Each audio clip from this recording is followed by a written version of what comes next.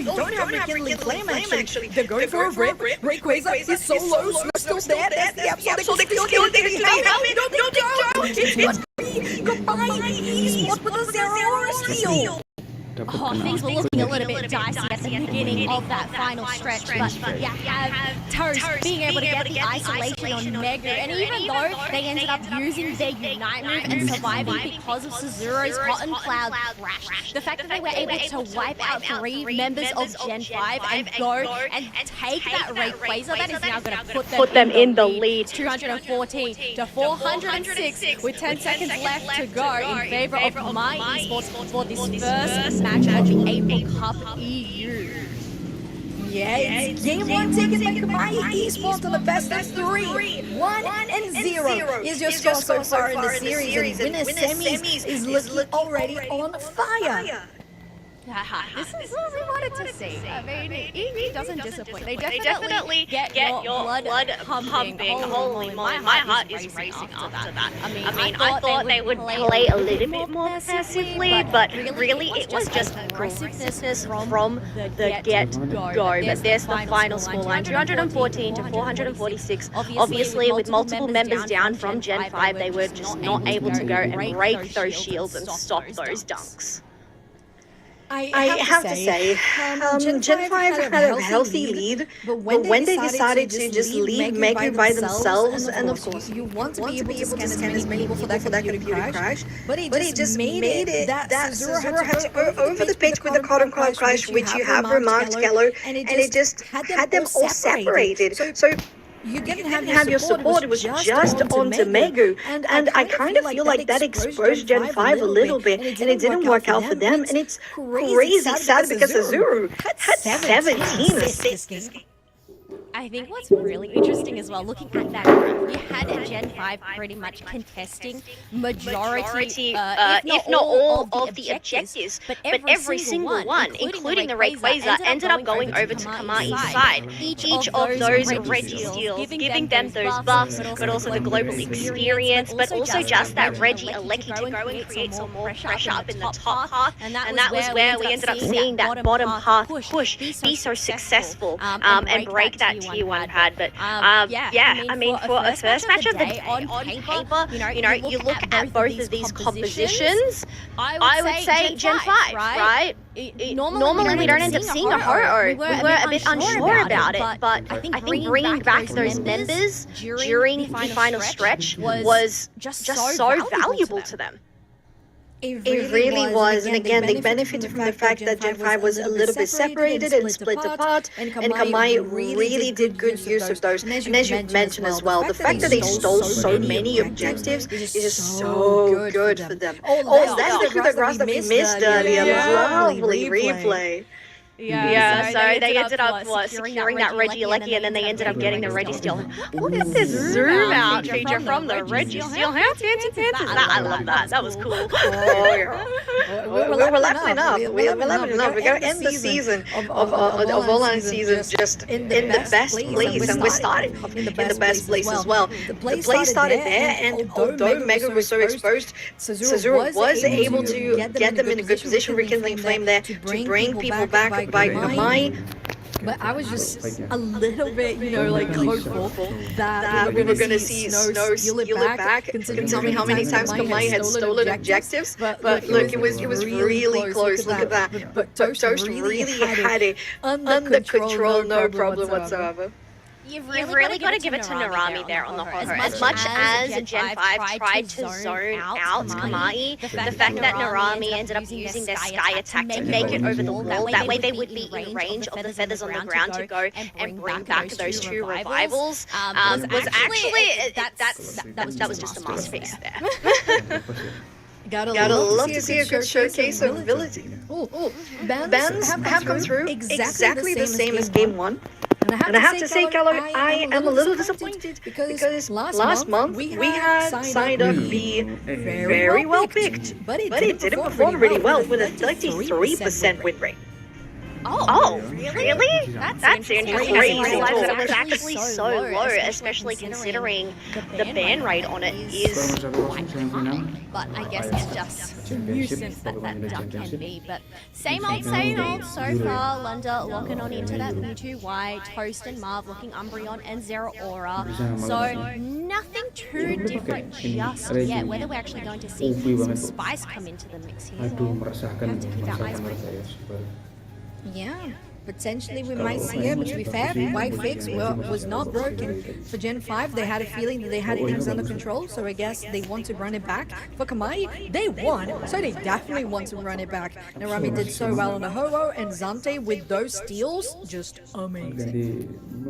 Yes, exactly. So I guess Inteleon ban once again. Gotta get that soul beam. But one thing I do want to pivot to, I mean, besides this Clefable pick, I feel like Clefable's not really a supporter that we see, but I guess with Hooper out of the mix. Eldegoss, I guess that's the downside. It doesn't really provide that instant healing from that pollen puff. So AoE, especially when you have so many melee range characters, Moonlight could actually benefit Gen 5 here, but potato on the Garchomp, this is what we love to see. Classic. It's such a classic color. When I saw it, I was like, oh yeah. They said, we're not going to fix what is not broken, for sure. But if we can level up, hell, I guess we will.